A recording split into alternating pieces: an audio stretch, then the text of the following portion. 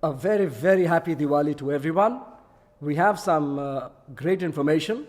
The chief of the CDC, Ms. Rochelle Walensky, who had said just last month that it is critically important that one gets the bivalent vaccine to prevent infections by the Omicron variant.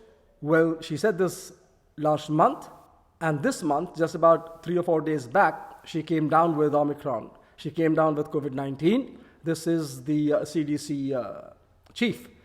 We all know that the vaccines do not prevent infection.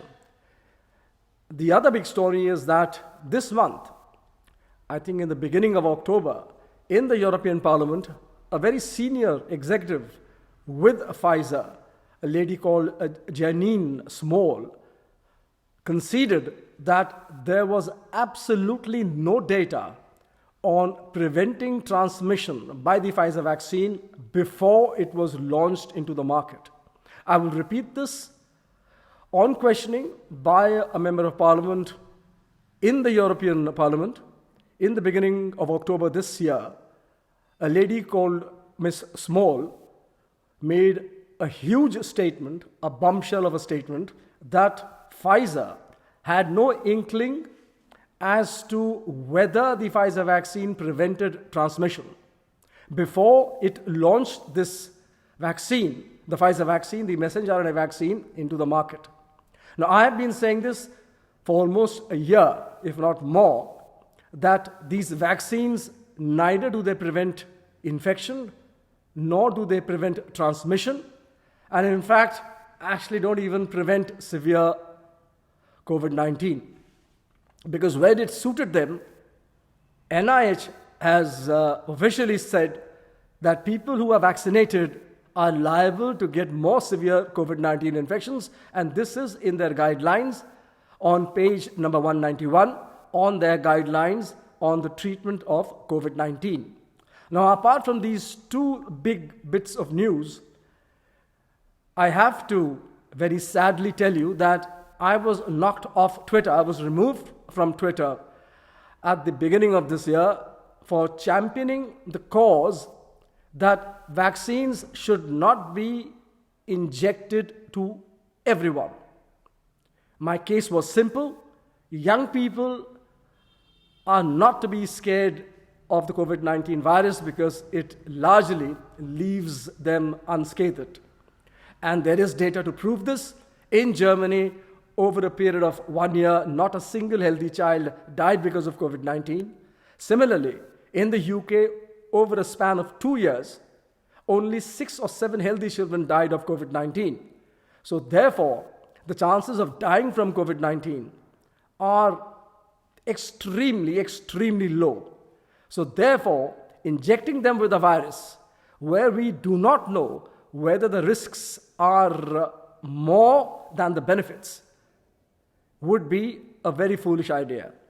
So mass vaccination, vaccinating everyone, was always a foolish idea, and my stance has been endorsed by various governments. The Danish government has said very clearly that from now on, nobody under the age of 50 years would be vaccinated. It's a different matter if the person concerned has a serious comorbidity or is immunocompromised, then that is a different situation. However, under the age of 50, the Danish government has declared that there is no need for a vaccine booster. Apart from this, Norway does even better.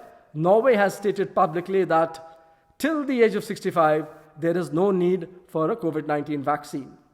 Also, I understand that the government in Florida, which is a state in the US, has said that under the age of 40, it would not be a good idea to vaccinate. The same situation is in Australia, where it has been decided that there is no point. In Western Australia, there is no point vaccinating people under the age of 50 years. Now, what is it that these governments know that you and I do not know? The answer is simple. They have realized over the last 1.5 years that the risks with these vaccines outweigh the benefits by these vaccines. And this is very true in young men, in young people. wherein there is a serious case of vaccine-induced myocarditis. Now, I'm emphasizing on this because I want to make my position very clear.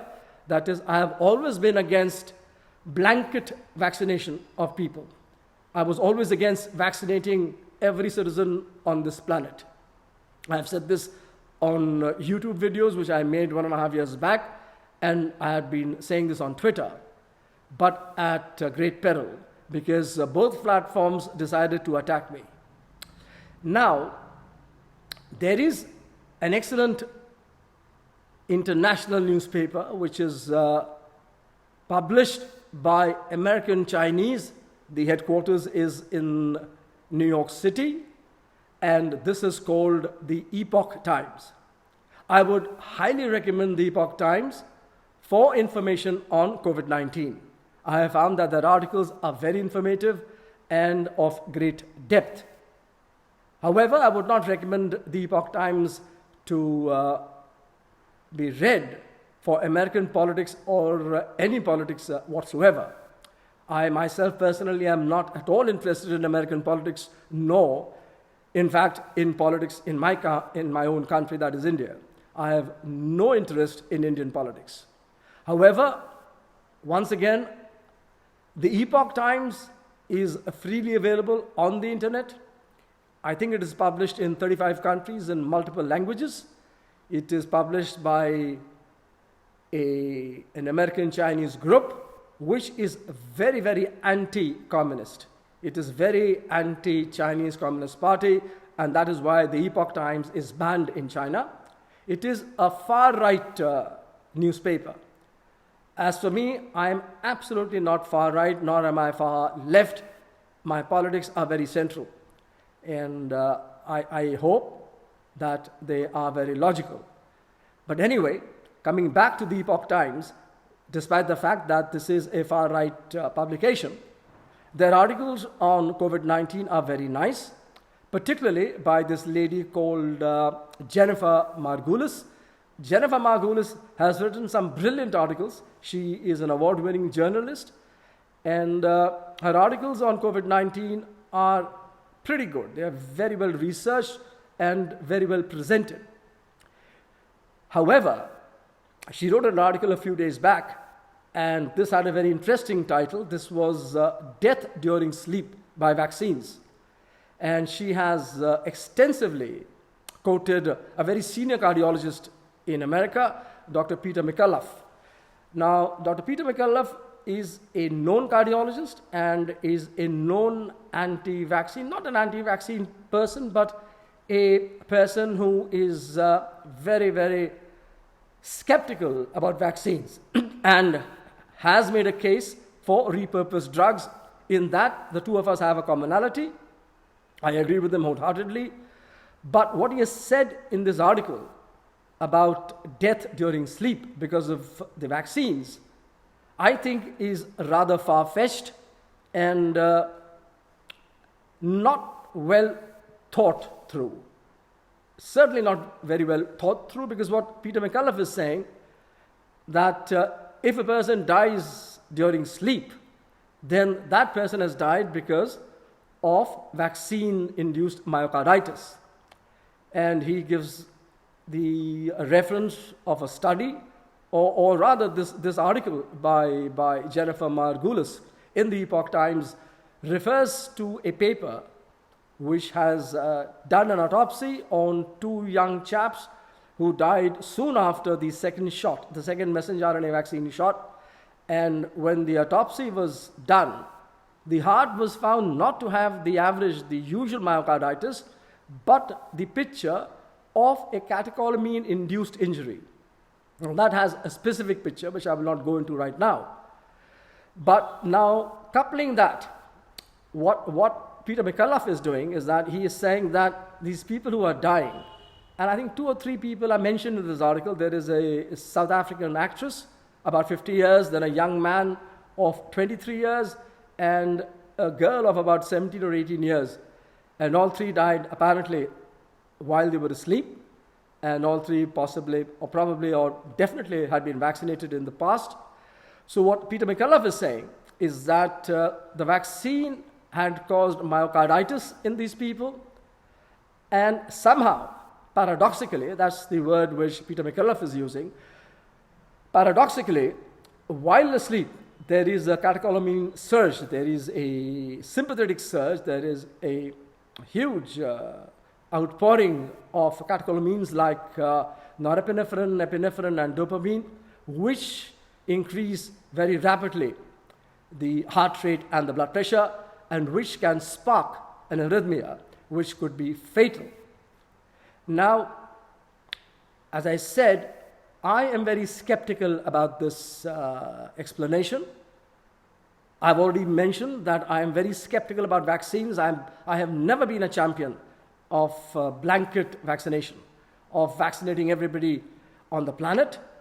But this explanation of dying during sleep purely by a vaccine-induced myocarditis, I feel is not a very logical explanation.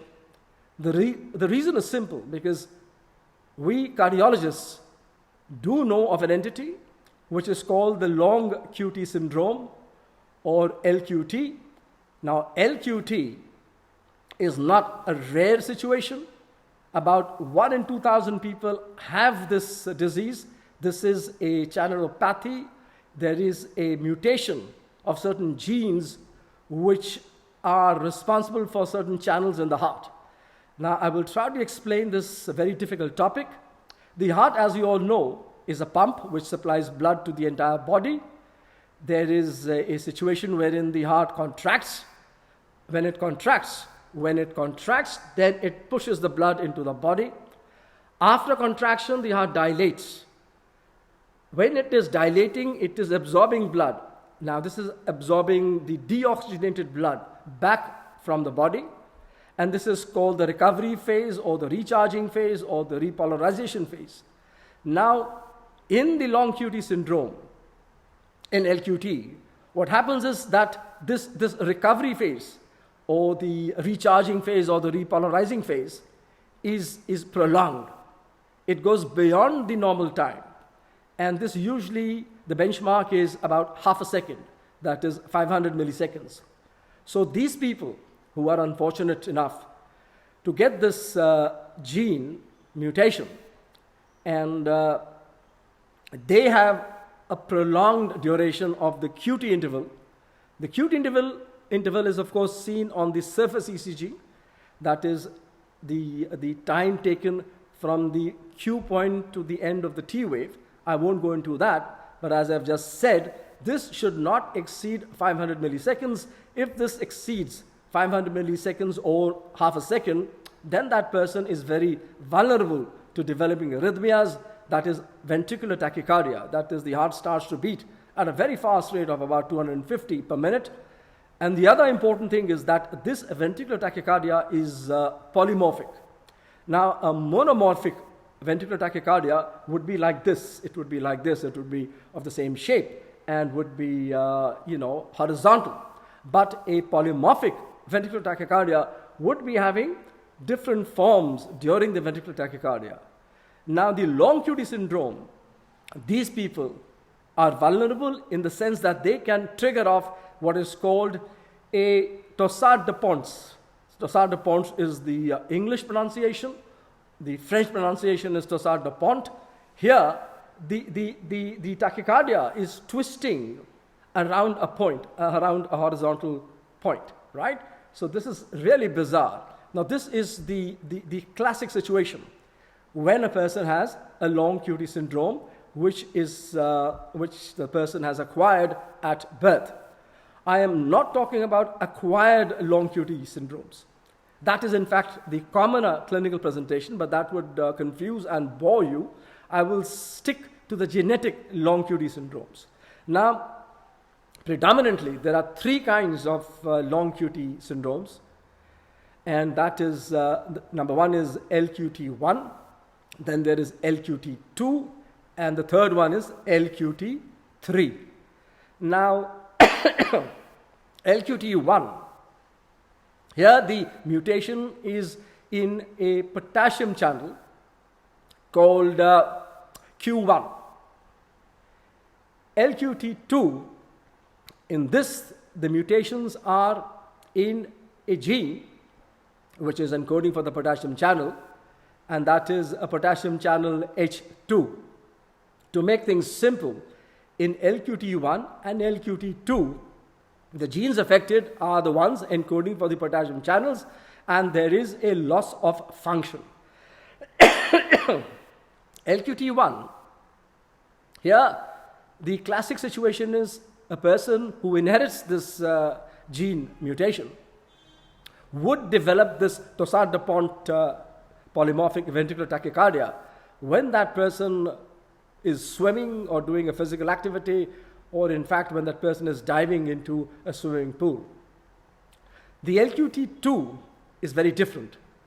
Here the Torsades-de-Pont is sparked by a sudden loud noise like a firecracker or a watch or a clock which sets off its alarm. All right? Now I'll repeat, LQT1 and LQT2 are because of mutations in the genes which encode for the potassium channels. The third LQT, which is called LQT3, is slightly different. Here the mutations are in the gene encoding the sodium channel. Here there is a gain of function. And this gene is called the sodium channel 5A. Now this is not, there are not very many people having this, but this gene, if you are unfortunate enough to have this, then you are liable to trigger a Torsades-de-Pont or a polymorphic ventricular tachycardia, not during exercise, not because of any emotional or any physical stress, but mark my words, you get this while sleeping. You can get this while resting. During these times, the heart rate might drop. But the important thing is that there is no catecholamine surge which is sparking or triggering the ventricular tachycardia.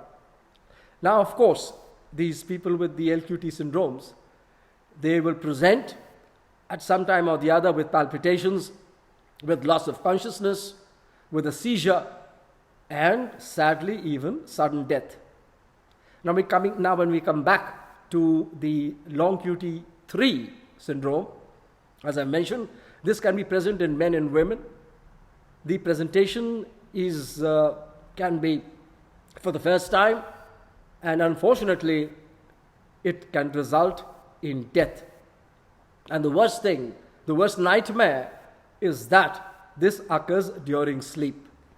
Now, having spoken about the LQT3 syndrome, which manifests a ventricular tachycardia during sleep, which can kill the person during sleep, and though less common than LQT1 and LQT2, the problem is that when the Torsades-de-Pont occurs, that can be lethal.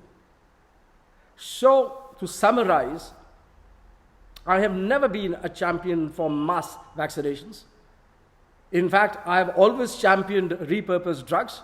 I won't take the name because this video will be taken down. I've been attacked consistently for the last almost 2 years by just about everyone for uttering these statements.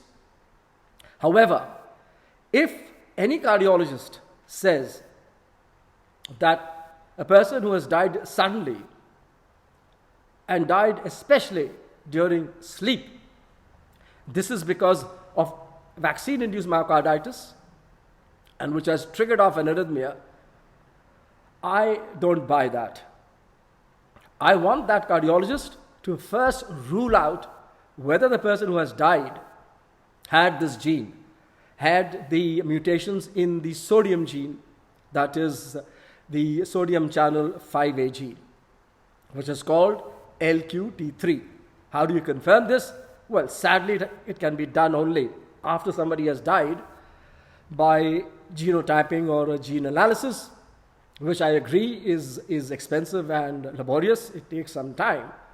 But before making sweeping statements that people can die because vaccine-induced myocarditis, one must ensure that this person was not suffering from LQT3.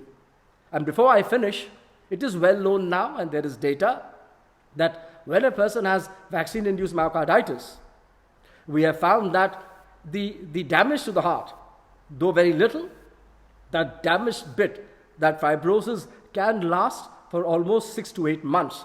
And this has been confirmed by doing an MRI soon after the myocarditis, and then at a point which is 6 to 8 months after the person developed myocarditis, doing repeat MRI.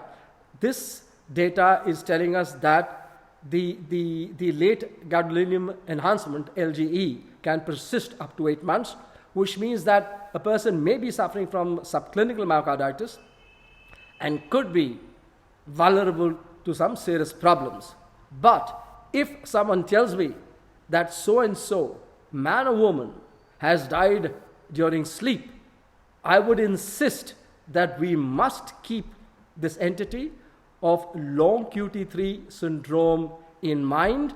We must rule out this possibility before we make a blanket statement, before we make sweeping statements that these deaths are because of vaccine-induced myocarditis. Thank you very much for watching this video.